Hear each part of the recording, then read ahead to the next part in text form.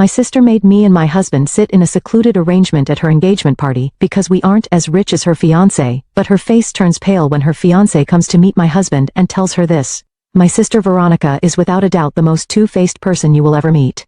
On the surface, she appears sweet and charming, but when you dig deeper, you find a very different reality. I know this firsthand because we grew up together, and I've seen her true colors more times than I can count.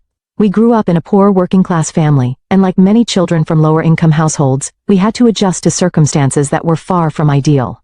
Compromise was a way of life for us, whether it was sharing a single blanket during freezing winters, going to bed hungry some nights, or learning to be content with second-hand clothes. Our childhood was filled with struggles and sacrifices, and as much as I hated our broken-down house with its leaky roof and creaking floors, I know Veronica despised it just as much. However, our ways of dealing with this shared hardship couldn't have been more different. I chose to channel my frustration and desire for a better life into hard work. I poured everything I had into my studies, determined to escape the cycle of poverty we were trapped in. Despite countless challenges, I earned a scholarship to a prestigious university, something that felt like a miracle at the time. That scholarship became my ticket to a brighter future, a good education that led to a stable, high-paying job. Once I was well settled in my life, I turned my focus back to my family. It was important to me that our parents, who had sacrificed so much for us, could finally enjoy a more comfortable life. I helped them move out of that dilapidated house and into a better living situation. But Veronica, she took a very different path. While I focused on hard work and self-reliance, she leaned into her looks, charm, and cunning nature. Veronica has always known exactly how to use her beauty and wit to her advantage, especially when it comes to getting men and using them. Her whole life she has constantly jumped from one relationship to the next, as if she can't bear the thought of being single for even a moment. Her strategy is simple, but effective.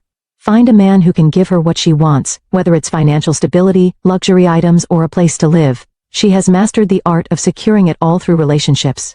I've never seen her struggle to pay her bills, or worry about where her next meal will come from, because she always has someone taking care of it for her. Her most recent relationship was with a rapper who not only paid for her bills, but also lavished her with expensive shoes and designer clothes, and even gave her a place to stay rent-free. She seemed to have it all in that arrangement, but as with most of her relationships, it ended in chaos. The relationship came crashing down when the rapper caught her cheating on him, with one of his house staff no less.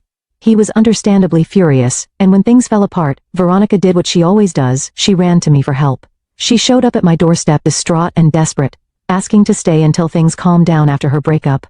Despite my frustration and the obvious mess she had created for herself, I couldn't turn her away. That's just the kind of relationship we have. She always turns to me in times of trouble, and I, being the elders, always find it hard to say no. She ended up staying at my house for a month,